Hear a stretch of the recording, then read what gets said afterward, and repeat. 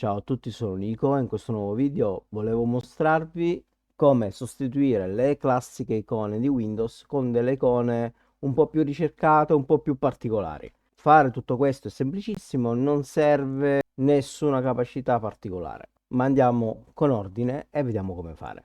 Come prima cosa io vi consiglio di andare in Esplora risorse e andare a creare una cartella che chiamerete per comodità ICO, ma potete chiamarla anche icone, non è un problema.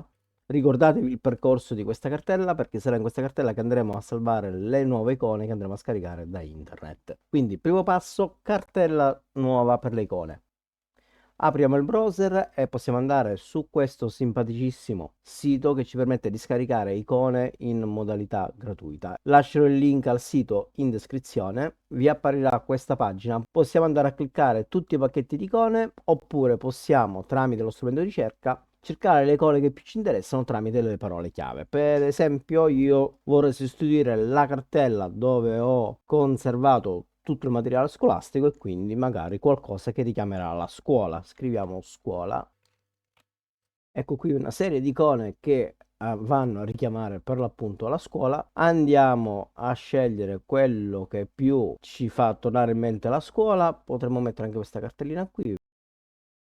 Selezionando questa possiamo andare a vedere le varie versioni, quindi c'è con lo sfondo trasparente o col sfondo scuro. Io ne prendo una con lo sfondo trasparente. Andiamo a scegliere la grandezza 32 pixel e la grandezza minore. Io vi consiglio di andare a prendere quella più grande, tanto potremo poi ingrandirlo o diminuirla tramite il tasto CTRL e la rotellina del mouse. Quindi selezionata l'icona andiamo a scegliere l'estensione, quindi ICO, clicchiamo scarica, l'icona è scaricata.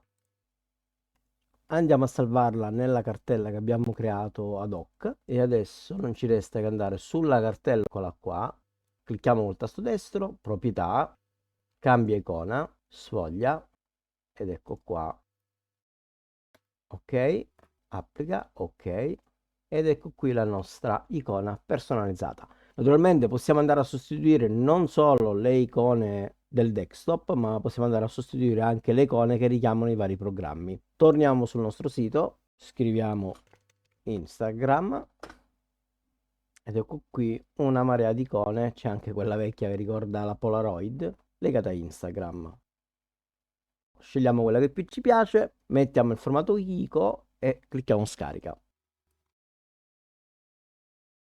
Salviamo l'icona scaricata nella nostra cartella creata ad hoc, quindi tasto destro sull'icona, proprietà, cambia icona, sfoglia ed eccoci qua. Facciamo applica, facciamo ok ed ecco la nuova icona Instagram.